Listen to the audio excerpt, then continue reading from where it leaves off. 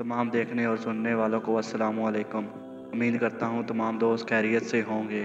आज की इस वीडियो में हम आपको नबी करीम सल्लल्लाहु अलैहि वसल्लम का यतीमों पर रहम के बारे में बताएंगे कि नबी करीम सल्लल्लाहु अलैहि वसल्लम यतीमों के साथ कैसे प्यार करते थे।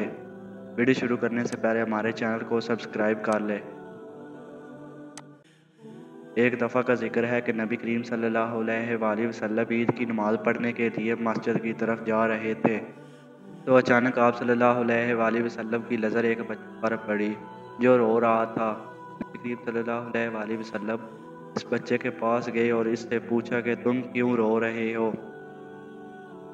जिस पर बच्चे ने जवाब दिया कि मेरे वालिदैन फौत हो चुके हैं और मेरे पास ईद के दिन पहनने के लिए नए कपड़े भी नहीं हैं। इस पर नबी करीम सल्लल्लाहु अलैहि वसल्लम इस बच्चे को अपने घर ले गए और हज़रत आयशा सिद्दीक़ा से कहा कि इस बच्चे को नहला दो और नए कपड़े पहना दो।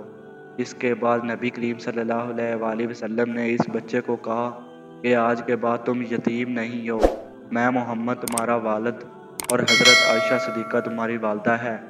जिस पर वो बच्चा बहुत ज़्यादा खुश हो गया।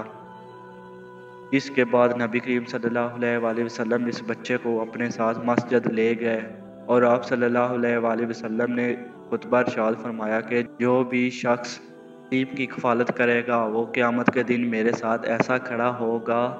आपने दरमियानी उंगली और शहादत की उंगली को आपस में मिला दिया। अल्लाह ताला हम सब को यतीम की कफ़ालत करने वालों में से बनाए और नबी करीम सल्लल्लाहु अलैहि वसल्लम का आखिरत में दीदार नसीब फरमाए। मिलते हैं नई वीडियो में, तब तक के लिए अल्लाह हाफिज़।